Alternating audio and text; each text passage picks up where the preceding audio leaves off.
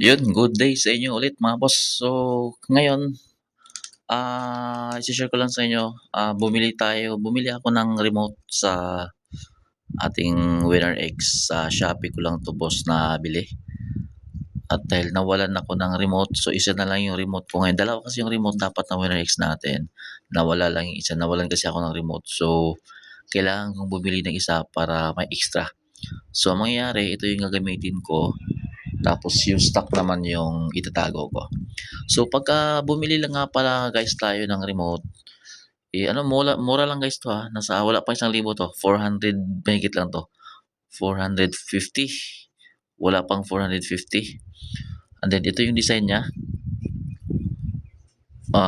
mas stylish pa siya pero dun sa stock. Kasi yan, may design pa siya ng ganan. Tapos ito naman siya. So yun. At may kasama na nga pala siya guys na ito nga pala guys yung ano. So made in Taiwan siya, ay Thailand. Made in Thailand siya nakalagay pero na-order natin to from China siya. Ship siya, naka-ship from China. Meron siyang code. Then may kasama na rin siyang ganyan. Tapos ito. Di ko alam guys anong tawag dito eh. Pero ito yung gagamitin natin mamaya pagbukas natin sa battery para ma-activate natin tong susi na to, yung remote na to. Ito guys yung stock natin, di ba? Ito yung stock, ito naman yung nabili natin. So pareha sila. Sa likod naman, simple lang ng stock. Ito may design siya. So i-case natin to, kasya naman siya. And then binuksan na rin natin to syempre kasi nag-curious ako kung anong battery. So sukat sila ng battery guys. Ang battery nitong stock natin is sukat din dito. 2032 lang din. Okay. So tara, i-akabit na natin sa ating Winner X. Subukan natin kung paano i-activate. Ang pagtanggal mga boss ng ating right side cover or itong nakatakip sa battery is ito lang, isang bolt lang naman yan. Ito lang ng ganitong hawak natin. Tapos pagka matanggal nyo na to, matanggal mo na tong bolt na to, is dahan-dahan lang natin siyang hihilain. So yun mga boss, natanggalan natin. Ayun lang, ito lang naman yung nakalock sa kanya. So dahan-dahan nyo lang siyang hihilain. Yan lang naman yung nakapag sa kanya. Nakalock dyan. Tapos ang mangyayari, iuna natin yung sa left side. Tapos ipahuli natin yung sa right side. Ito po kasi yung nakalock dun sa gilid. Yan, so dapat ganun yung pagtanggal natin. So ganun din pagbalik natin. Pagbalik naman is una din natin yung right side bago yung sa left side. Ganito naman mga boss pagka matanggal na natin yung cover ng battery. At kung napapansin nyo, yung itong hinahawakan ko ng kulay pula katabi ng white na yan is yun lang naman yung gagamitin natin. Diyan natin insert yung wire kanina na nakipagkita natin kasama dun sa remote. Tatanggalin lang natin yung takip niya.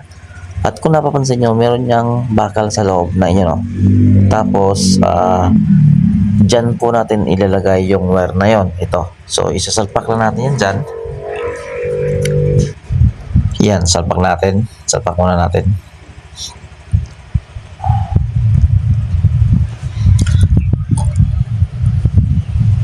Yan, mabilis lang naman siyang gawin guys, di na siya mahirap.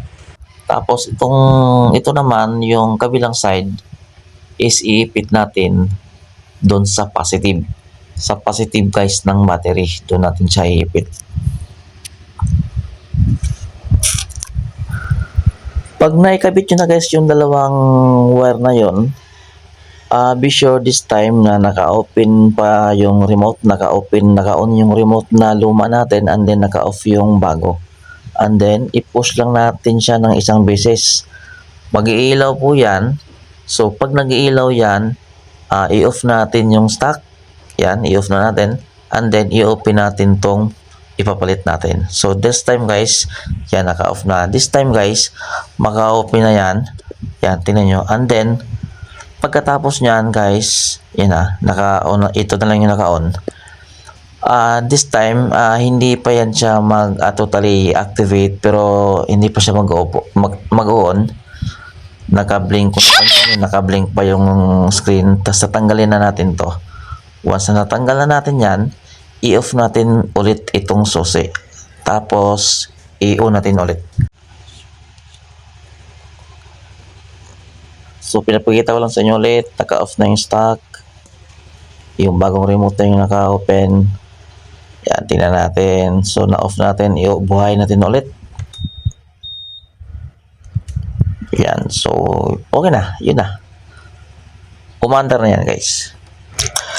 So yun lang guys, sana nakatulong ang video na to sa mga tropa natin na kailangang bibili ng panibagong remote na wala naman kayo ng remote.